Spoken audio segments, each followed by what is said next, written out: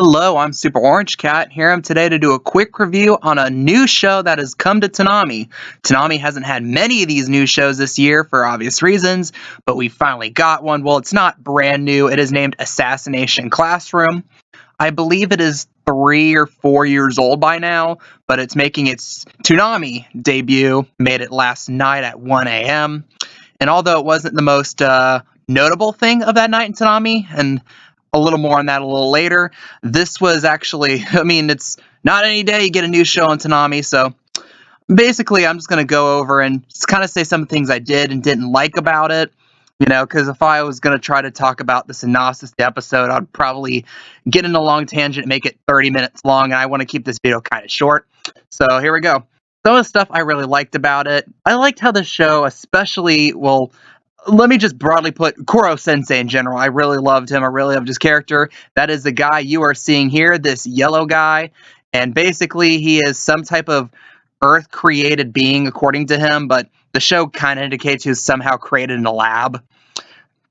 And he blew up most of the moon and says he will do the same thing to Earth unless any one of a bunch of students in the bottom class of the third year at this high school decides or is able to kill him.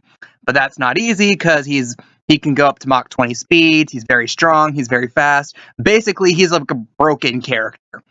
And the general premise of this show is, can they kill this guy? And I kind of liked that concept, at least on its surface. I like that concept, albeit it's a concept that'll probably, in my opinion, end up running dry sooner rather than later. And I kind of like the main character. I think his name was Nagisa. I can't remember correctly. The guy with the blue hair, And honestly, it threw me off because I swear to God, physically, this kid looks a lot like Sora from Yu-Gi-Oh! Arc V, and it just threw me off for a while. So I was expecting it to be Sora, and it's like, man, this guy's nothing like Sora. His character is okay. Like, he reeks of shonen protagonist, though. If you think of what's your prototypical shonen protagonist, that's Nagisa in a nutshell. Like, oh, I want to be good, but everyone hates me. I want to be the best at something, but man, I don't think I can do it. Like, he reeks of that, And that's one of the downsides of the show is, this show hasn't hit a beat that other shows haven't hit before. Outside of, like, the concept of the show of, you gotta kill your teacher. Other than that, it's just kind of this very boring, dry character. Like, the characters all fit these tropes. Like, you have the mean boys, like you have like the female confidant that's going to inevitably become a love interest. It really doesn't stick out of the page to me. If you didn't tell me the basic concept of the show, you just told me some of the story beats, I probably could have confused this with any number of anime I've watched over the past few years.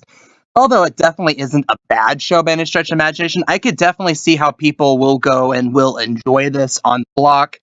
I just don't think it is among the best of anime right now, especially considering that even the anime that's being made now just generally seems a bit better than this from what little I've been able to glimpse from them.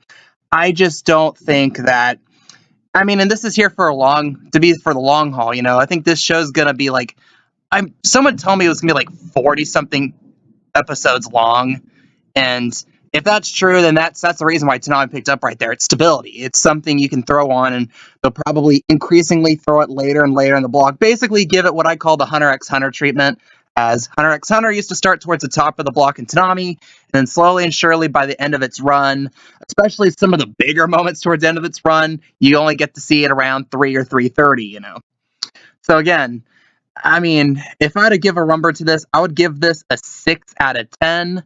It definitely has upside. It's something I can kind of see growing on me, to be honest. But at the same time, it didn't captivate me like the first episode of, say, Paranoia Agent did.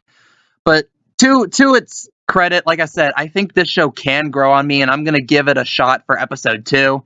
But like Paranoia Agent went from being like really, really good and just got increasingly disappointing as it went on for me. But again, that's another aside for another day. And I will likely make another Toonami related video tomorrow. And it is of the thing I kind of hinted at the beginning of this video, and I just wanted more time to kind of think of a way to address it, and address it kind of a proper way, and to think of a good way to address that. But again, This show, not the best, not the worst.